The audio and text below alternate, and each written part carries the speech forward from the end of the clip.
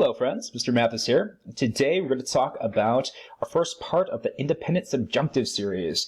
We're going to talk about different types of independent subjunctives from here in the next couple of weeks. So sorry dependent clauses, I like you as a friend. Okay, so let's recap some of the subjunctive uses that we've learned so far. So mostly we've learned subjunctive use and dependent clauses. Clauses, again, that depend on another clause to make sense of it in a complete thought. So far we had purpose clauses, result clauses, cum clauses, relative clause of characteristic and purpose, and conditionals, means clauses with C. If this should happen, this could happen. Remember the last thing we were learning before we broke for extended e-learning. Okay? So our very first independent subjunctive we're going to learn today is called the jussive and hortatory subjunctive. So let's talk a little bit about what words jussive and hortatory are from. So jussive is from the verb you should really know by now, which is ubio, which is to order. And hortatory is from the verb hortor, which means to exhort or to encourage or emphasize strongly. So they are used to express a command, a wish, or an exhortation. Often best known as soft commands or gentle commands. Again, a way of expressing a wish or command that's not so jarring as, say, as using the Latin imperative, like veni, venite, which is like, come over here. So it's a way to soften that kind of imperative. So again, it's an independent use of the subjunctive. It's not an independent clause like a cum or purpose or result clause. And it often occurs in the present subjunctive. It very rarely appears in the perfect subjunctive. So all of our examples in this presentation, as well as your practice for today, they're going to be in, all the verbs are going to be in present subjunctive, just to streamline it for you.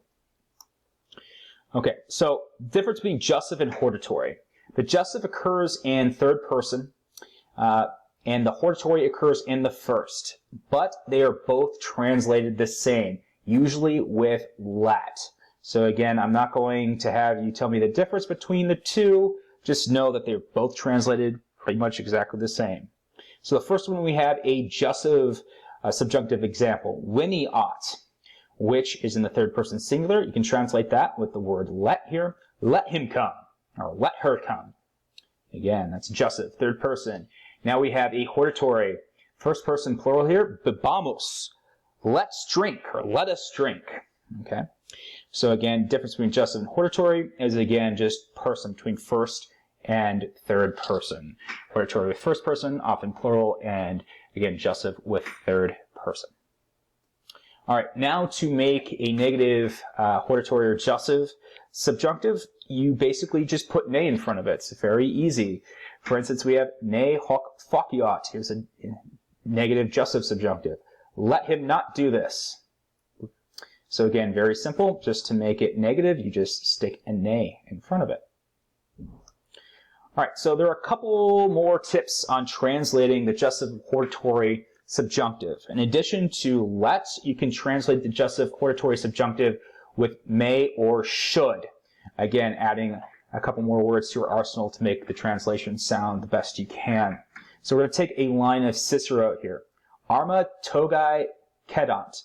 So again, this literally translates to let the arms yield to the toga in our first example right here.